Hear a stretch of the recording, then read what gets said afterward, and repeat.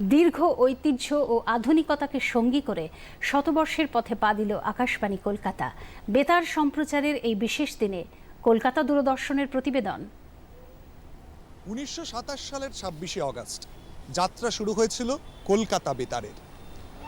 গৌরবোজ্জ্বল সেই দীর্ঘ সময় পার করে আকাশবাণী কলকাতা তার শতবর্ষে পদার্পণ করতে চলেছে। এই দীর্ঘ যাত্রায় বাংলার শিল্প, সাহিত্য, সংস্কৃতি থেকে শুরু করে সংবাদ, সব কিছুতেই আকাশবাণী কলকাতার গৌরবোজ্জ্বল উপস্থিতি। কিরকম ছিল সেই ইতিহাস, কিরকম থাকবে তার ভবিষ্যৎ।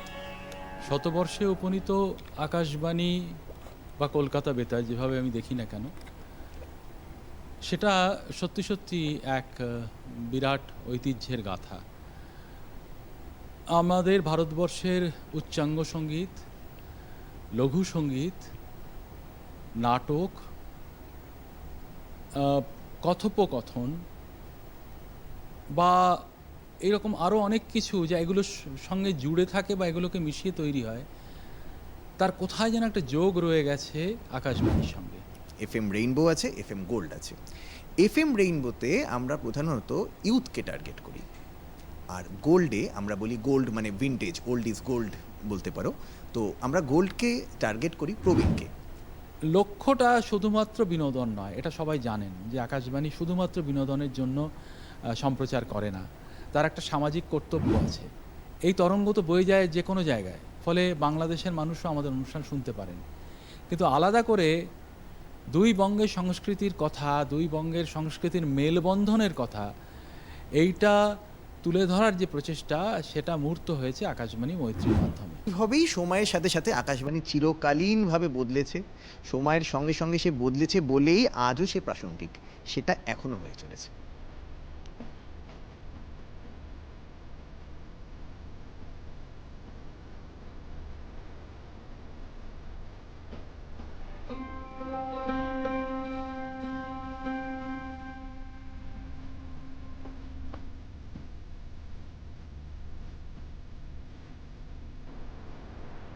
এই 100 বছর যেটা আকাশবাণী পার করে এলো, একটা মিডিয়ার পক্ষে এটা কিন্তু একটা ছোটোখাটো ব্যাপার নয়। 100টা বছর পেরিয়ে আসা, এবং সবথেকে বড় কথা কি, এখনো বিভিন্ন জায়গায় এই জিনিসটা কিন্তু ভীষণভাবে আকাশবাণীতে বলেছে। এখনো কিন্তু বেতারের ক্ষেত্রে সংবাদ পরিবেশনের দায়িত্ব একমাত্র আকাশবাণীরই। আকাশবাণী ছাড়া কেউ কিন্তু সেখানে নেই।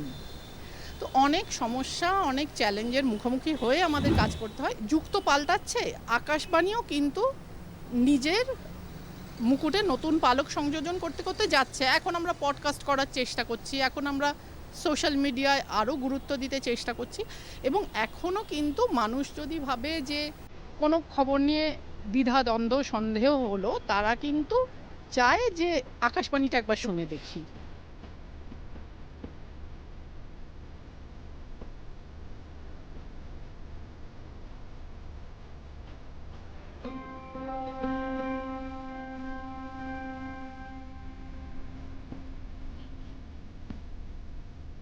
এই পথ চলায় শরিক বর্তমানদের সঙ্গে প্রাক্তনীরাও।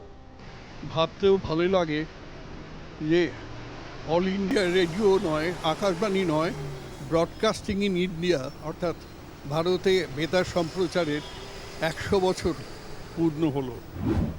আমি নিজে নিউজের লোক বলে বলছি না, সেটা হচ্ছে বার্তা বিভাগ। বার্তা বিভাগের এই শক্তিতে আছে যারা পাবলিক ওপিনিয়ন তৈরি করতে পারে।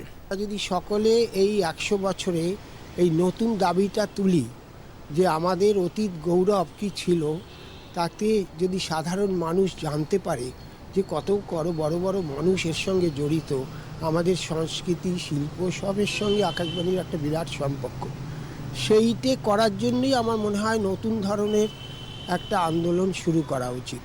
বহুজনা হিতায়া বহুজনা সুখায়া, কার্যত এই মূল মন্ত্রকে পাথেয় করেও শতবর্ষে পা দিয়েও উজ্জ্বল আকাশবাণী কলকাতা। ক্যামেরায় শুভজিৎ পাল চৌধুরীর সঙ্গে জয়মাল্য দেশমুখ, দূরদর্শন সংবাদ, কলকাতা।